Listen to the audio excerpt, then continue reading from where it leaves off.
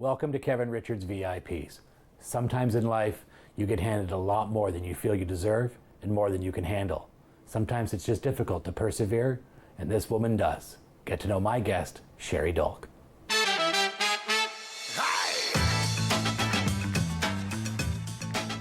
So we're sitting out front of the South Shore Centre in downtown Barrie on Barrie's beautiful waterfront. I've been looking forward to this interview, but I've kind of not been because I know that there's some emotional stuff that we're going to be talking about today. So, Sherri, I want to thank you for being my guest today. I know that we've been talking for a while, and you're always very busy and got some busy schedules. But this is something that's been very important to me to actually sit down and talk to you because I think you're fascinating and amazing for the things you've challenged through. So, thank you for being here with me today. No problem. So Sherri, let's start off a little bit and we'll just sort of get to know you a little bit first and then we'll talk about some of the other stuff. So where are you from? I'm from Barrie, born and raised. Yeah, where'd you go to school? I went to school, Johnson Street School, and then Kendall's, yeah. Did go to Elmville High School though. So you're a bit of an East Ender? Yeah, for sure. So what was that like for you? What was that like growing up in Barrie for you? I liked it. It was fun, you know. Yeah. Did you see a lot of changes from when you were little to what Barrie's like now? Do you notice a lot of different things? Yeah, sure do. But you kind of feel old sometimes because it's changed so much. Yeah, it's a little different than being in our late teens and early 20s and going to the Queens and hanging out in places in Barrie. You don't know as many people anymore either. You used to see a face and know it, but well, the East End has managed to stay pretty much the same. It hasn't changed a whole lot. There's a few new buildings and stuff, but so what was it like for you when you first started to grow up in Barrie? Where did you work? What sort of things did you do? Well, my first job was at McDonald's when I was like 13, 14. So, yeah. Well, that's one of those places where, it's kind of like working at Disney. It looks great on the resume. People love that team thing, right? Yeah, for sure. And you meet a lot of people too, like as a teenager. Yeah. Now, were you kind of laid back into yourself as a teenager or as a kid, or did you have a lot of friends?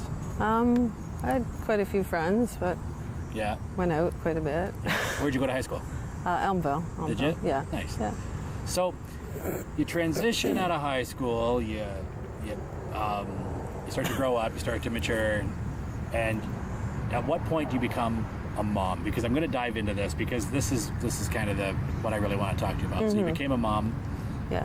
What, in your 20s? I was a bit young. I was 19, I think I was when I had my daughter. So you grew up in Barrie with this wonderful new gift, right? I'm going to kind of unpack this a little bit, and I know there's going to be some emotion with this, but so you've got this beautiful new little girl. She grows up here in Barrie as well, too. Yeah. What was it like as a mom for you in Barrie? As a mom in Barrie? Like challenges. What did you find challenging in Barrie or easy? I didn't find many challenges, honestly. There was a lot to do, kids growing up when she was little, always something to put the kids into, Yeah, I think we're pretty lucky with that. Yeah, we are. Lots of stuff, yeah. So Sherri, tell me what it was like for your daughter growing up in Barrie. Did she have some challenges as well? As a teenager, I guess the challenges began just with other people using pot, and she started doing that too, So your daughter became a recreational user? Yeah. Okay. And so, people use the term gateway drugs and all these things. How do you feel about that term gateway?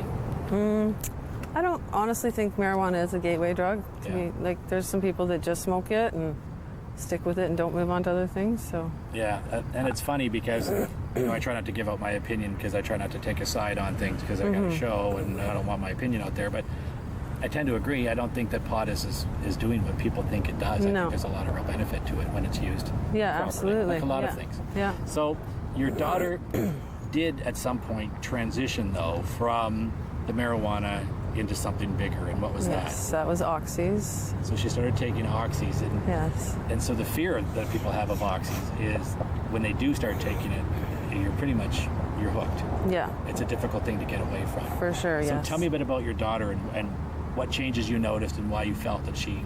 Honestly, I didn't notice a whole lot. She was a very social girl, so she was out a lot. Yeah. She had a lot of friends, to go out and do things.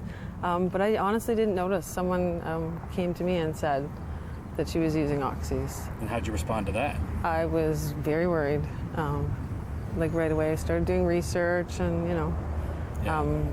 And then basically That's a great approach to do the research first before you start to confront, right? Well, So- yeah, and by the time I really found out she was doing the oxys, they'd already taken them off the shelves at that time, and she'd already started doing fentanyl. So I was researching that too. Just that was scarier, I guess. Well, they're both scary. Honestly, they can both kill you, but Well, fentanyl's a wicked one. yeah, Right. absolutely. We both know that. Yeah. You know, I've done my research, but luckily I haven't had a whole lot of firsthand experience. I've witnessed people overdose on it, and I think people are battling the stigma of it because it's becoming more common. For example, just in the Barrie area alone, in Simcoe County, we've had, an average of 5 to 15 overdoses on a weekly basis. Yeah, yeah. Right. It's getting bad. Yeah. So fentanyl is a major problem, and it's taken off quite a bit, on an average of 5 to 15 overdoses just in the Simcoe County area on a weekly basis. Yeah, Right. it's bad now for sure. It's like back when she started, when I was researching, it was hard to find a story about like overdoses. It was hard to find information on it. It was scary to read about it, but there wasn't a lot back then. So trying to find the information and not getting the answers you want must have been scary.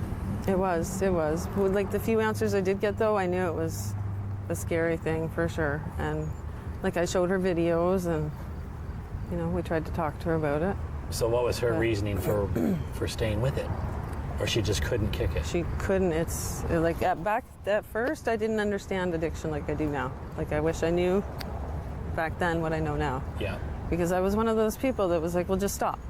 Like it's bad for you, just stop. But you can't. Like I've learned a lot.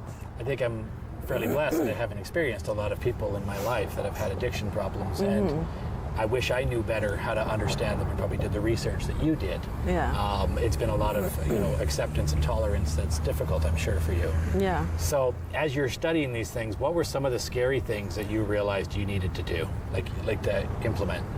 Just trying to help her to stop just was the main focus, just because like people can die from it. Yeah. Now, what things did you notice in her as she continued on? What sort of things did you notice? She did change somewhat, like the further she got into being addicted, like selling her belongings and just sometimes the odd behavior difference, like angrier when she didn't have drugs. And Yeah. it wasn't her, like Yeah. it's hard. So as that builds up and that becomes a stronger addiction and fentanyl has its awful claws in your daughter, at what point did the tragedy happen? At what point did everything change? Well, I'm thinking it was around, I know she did a news story with the news back in June just to try to warn other people because there wasn't a lot out there. That So was she June wanted to quit, 2012. but she couldn't. She did, and she did stop for a bit. She went and stayed at her aunt's, and she stopped for a bit. But relapse it's huge. I know that now. And I apologize, I derailed you there. So That's okay. continue on. So tell me then when it all changed. Now I forget. So the she whole does the show. Yeah, and she did stop for a while after that. Like we went away on a family trip in November. She seemed to be doing good then, but honestly, like I don't know for sure. Like we'll never know. And then it was the beginning of December 2012. She overdosed. And where was she? Was she in Barrie? She was in Barrie at home. Yeah. Okay. So if we can journey back just briefly. I don't want to take you there for very long. Yeah. What were those moments like for you? Not even real, honestly. Like that morning of, just You got a phone call? no. She was at home. Her boyfriend was with her, so he came up and woke us up and said she wasn't breathing.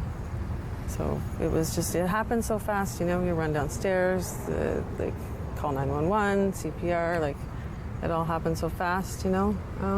So do you feel that when they showed up, they were prepared for what they found? Because back then, this was what year? 2012. So this is still, way before things started to really blow come up. to boil here in town. Yeah, absolutely. So you get this devastating news. Do you feel that? How did you feel about the response from the police? Did you feel that maybe they might have thought, "Oh, you've got a drug addict daughter," or were they painting you with a brush? Police? No, it was the officer, I think he was at her school, maybe a school officer that they'd had, Yeah. knew of them, her and her boyfriend. So super, like, they were great. They were Good. super nice. Like, Okay. honestly, they were surprisingly great. And Now, did they offer any resources or anything like that after? Was there anything from there that you felt was fantastic or could have been done better? I think with what the police did that day, like, they were great. They really were. The first responders were great. Yeah, so with the You know, information but that with they no would have Narcan back then, Yeah. that's kind of the crappy part. You know, I didn't know about it back then either. Yeah. So So, what would you have done differently to maybe prepare that, God forbid, this was possibly going to happen? You know, naloxone is available now. Is that something that you would have put in your home, or was that something absolutely, it's something Yeah. I carry all the time now. Like, Awesome.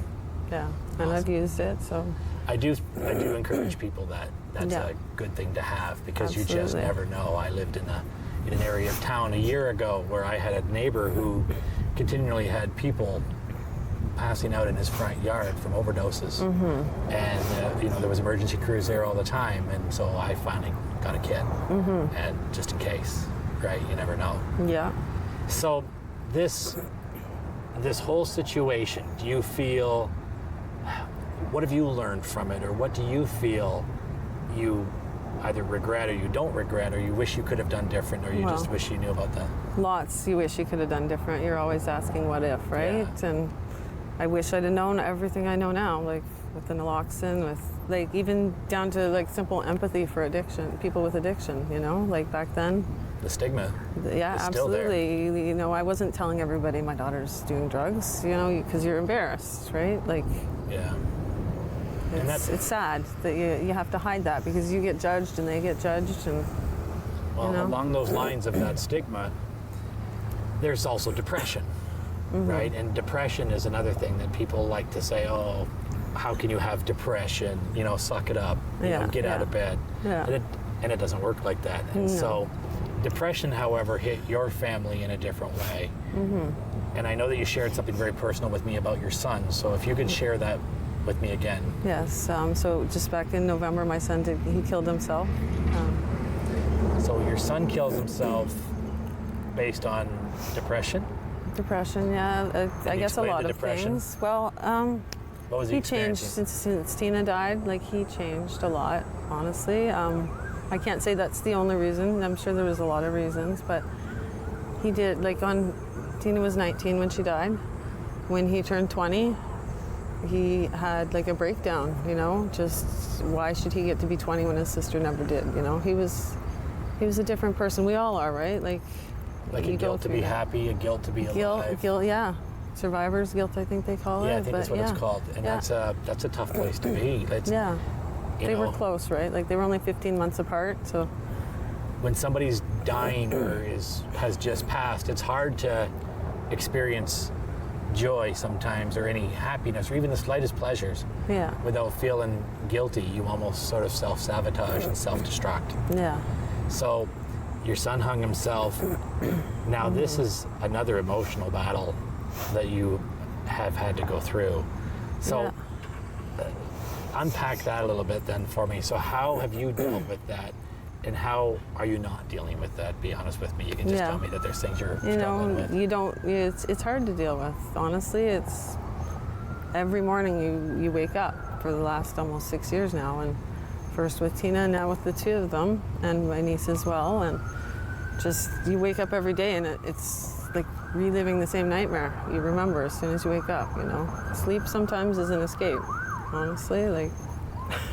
Now, have you felt that you've experienced anything else outside of that? Because this isn't me asking you if you've now, started to drink or doing things or whatever else, because that's not any of my concern or question. Because that will happen. Some people will, Yeah. try to, for sure. numb the pain. Yeah. What are you finding spiritually or emotionally gives you the best support? Are you, what?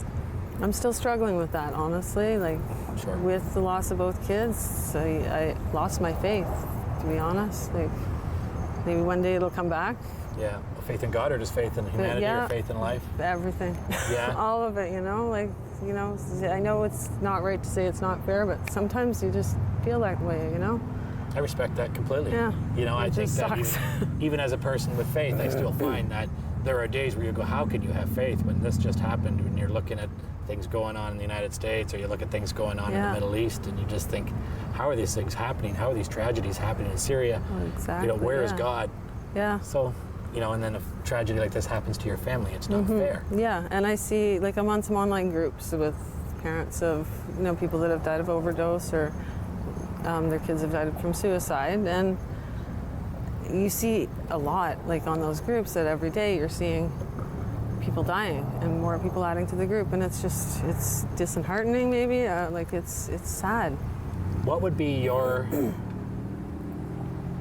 going to save that question. What would be your best way of dealing with things now? Do you find that it's researching, you're always looking for answers, or do you find that you just have to accept some peace for what it is?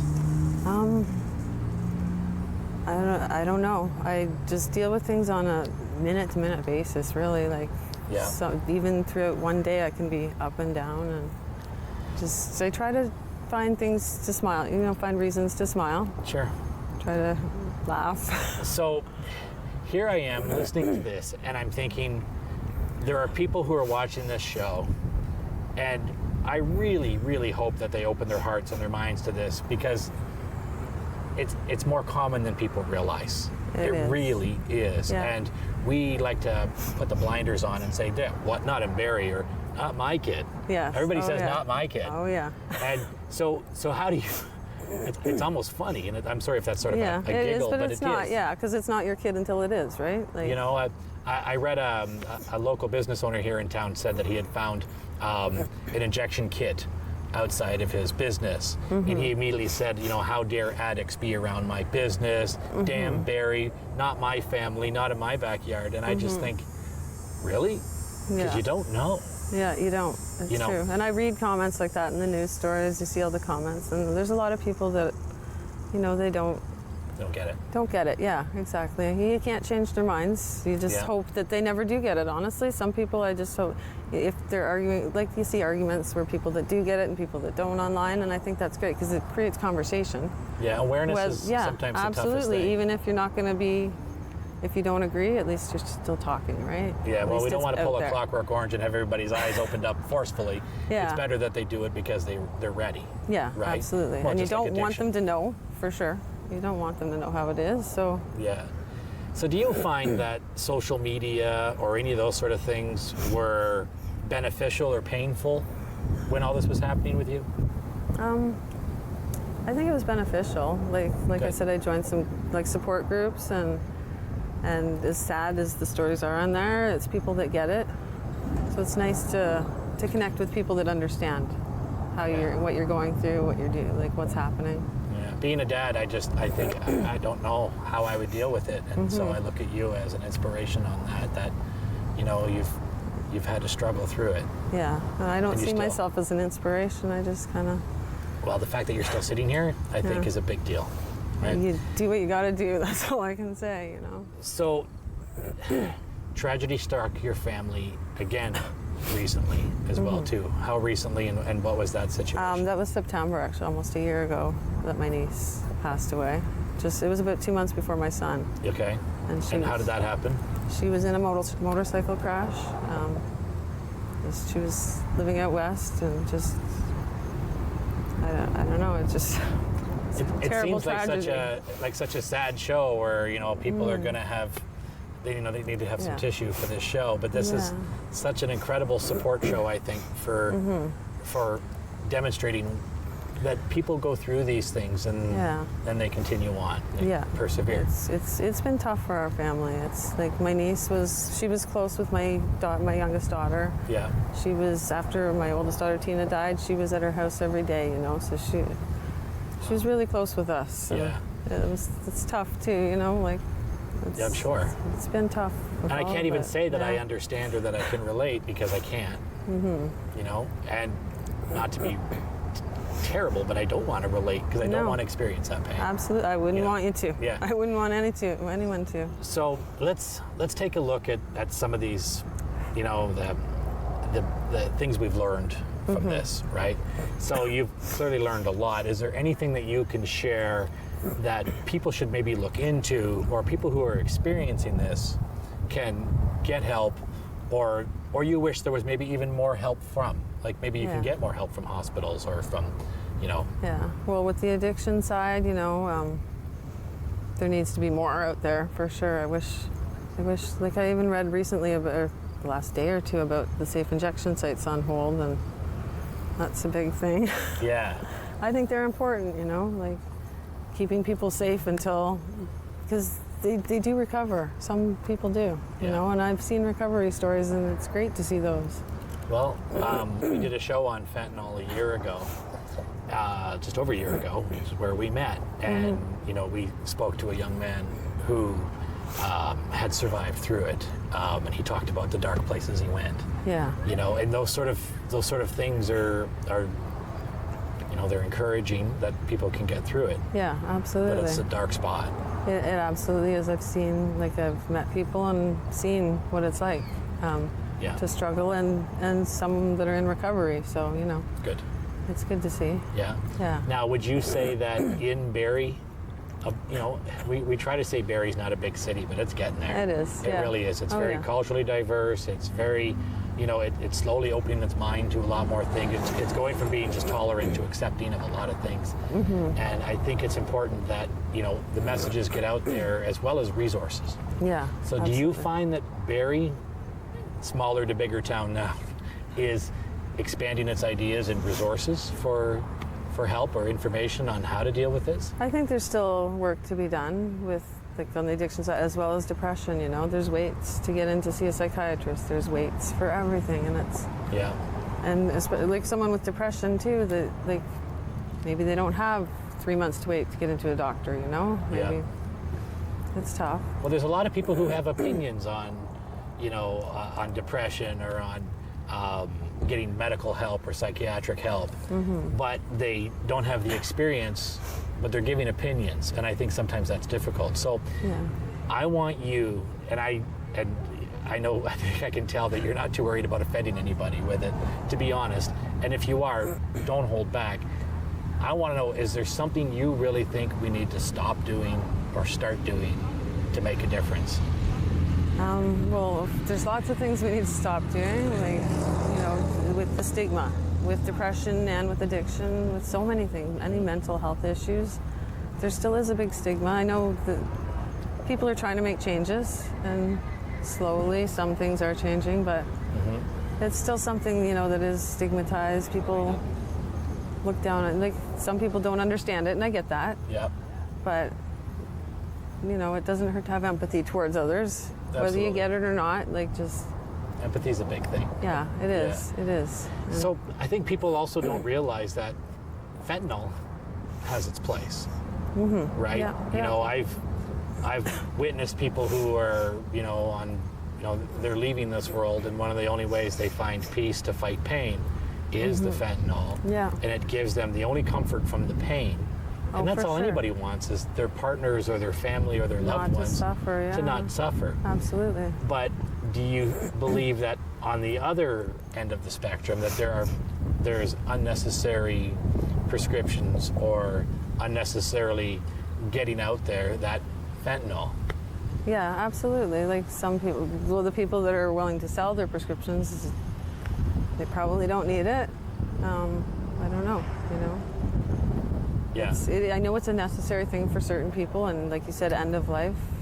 They use it in surgeries, Yeah. It's a necessary thing for some people, but there's a lot of scary people. Thing. Yeah, it is. And there's people who think that they can kind of supervise things, where they're like, okay, here's 10 patches out, we want the 10 patches back.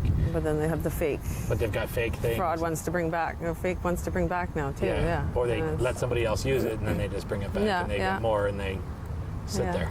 Yeah. Yeah. It's a tough thing. Sort of a sad call, isn't it? It is, yeah. So then what is it you do in your spare time, or things that you find help you continue on? What are your happy places? What is it for you that makes you stay Sherri and stay moving forward? You must have happy things. I try. I've struggled since in the last almost year. It's been even just with so many people gone from our family, it's been tough. I've struggled more. My dog makes me happy. He's a jerk, but he makes me laugh and smile. Well, it's funny because, you know, some people call them service dogs, other people call them fur babies. Everybody, it's a family member, Yeah, right? yeah, for so, sure. I'm glad that you've got that because I'm a total dog junkie. Yeah, I have too, but one would make anyone laugh. He's a challenge, but Yeah. I love him. That's good. So are you doing anything else for you? Do you find that, you know, you spoil yourself in anything, or do you find it's hard to? Some days it's hard, you know. You still feel certain guilt for Some being days, happy? some weeks I stay at home and don't go anywhere. I try to get out, you know, find reasons to smile, find things to do to keep busy, but Yeah. honestly, some days you just don't get out of bed, and that's okay too, I've found, you know. Like, I can accept it. Yeah. I can be sad, and that's cool, you know, like, Well, it's what okay can to you be do? sad, and Yeah, I think some absolutely. people paint that stigma that it's not okay to be sad, but it it's is, okay to yeah. be sad. It's just not okay to stay that way. Yeah, like, Right. I'm going to stay sad forever, really, but I don't spend 100% of my time crying, Yeah, you know? you can't like, just be all sad. yeah, you got to try to find reasons to smile, but if you're not happy, it's okay too, you know? Like, stuff Well, happens, and Not to sound cliche, but you know, your children wouldn't want you to not be happy. I know, yeah, and I know that that, sounds but so it's cliche. tough, yeah. It really does. It But it's true.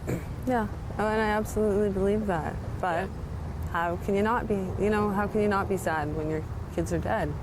Like, it's a tough thing to do every day, right? And that statement right there just makes my chest sink, because how would you feel, you know, when your children are dead? Mm-hmm. I'm not even going to think about it while I'm talking to you on camera. Yeah, it's tough. Because I'm sure I'll be driving along later on, and I'll Yeah. let that question sink in a little bit later on, and I'll throw Yeah. my sunglasses on and not let everybody see me cry. But it's Yeah, and I'm a master of disguise in that aspect nowadays. Oh, you know, but like sometimes it falls out when you least expect it. and but it's okay. It is, yeah. I think we as a society have realized that it's okay to cry in public. Mm-hmm. I think there are plenty of things out there right now that are making us sad, and it's okay to speak out, and it's Yeah. okay to cry, and it's Yeah. okay to be alone and solitude. Just don't stay there. Yeah, and that's what I want to, Good. like, I like to try to show my youngest daughter, because, you know, we talk openly. She tells me everything, and And how's she handling things? she's sad, you know, like, Yeah. she has rough days too, really rough days. She lost both of her siblings and her closest cousin, so, And she sees mommy sad. yeah, so. She stays strong for that, and Well, see, she There's- sees me sad, and we talk, you know, if I'll say I'm sad, this made me sad, you know, and she'll tell me something made her sad, and I think that's good to And get how old is she? talk. She's almost 19, Okay. so I'm talking to her. She's a little girl. No, she's but not 19. little. So that's good that you have these open conversations. So if I can kind of unpack that just real quick, because communication is a big key. absolutely, Right. yeah. So if you could give me one message, just sort of a quick, short message of, you know, what you would tell people who are listening to your story right now. Just to, like you said, communication is a big thing. Yeah. Like, tell people if you're sad, tell people, find someone, like, someone cares, you know, like, Yeah. Well, you're loved, and that's yeah, important. absolutely, yeah. Okay. Well, thank you for taking the time to sit with me, Sherri. I know that this was a tough thing to do, and so many people will appreciate this. So thank you for taking the time today. No, you're welcome. Thank It's you. nice talking to you.